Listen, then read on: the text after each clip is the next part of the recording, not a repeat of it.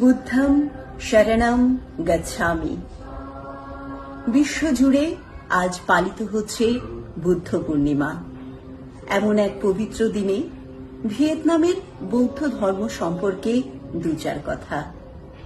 ভিয়েতনামে যে officially declared রিলিজিয়ন্সগুলি রয়েছে 16টি, তার মধ্যে সর্বশ্রেষ্ঠ 6টির মধ্যে প্রথমেই রয়েছে বৌদ্ধ ধর্ম। বৌদ্ধ ধর্ম অবলম্বী মানুষ এখানে রয়েছেন 11 মিলিয়নের বেশি এবং 17,000-এর বেশি পাগোডা রয়েছে এখানে।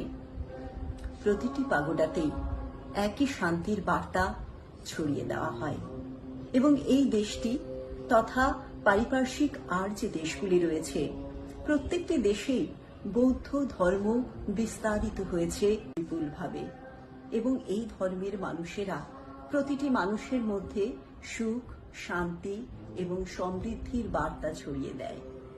তাই এমন একটি শুভ দিনে ভিয়েতনাম তথা বৌদ্ধ ধর্ম অবলম্বী প্রত্যেকটি দেশের প্রতিটি মানুষকে অনেক শুভেচ্ছা।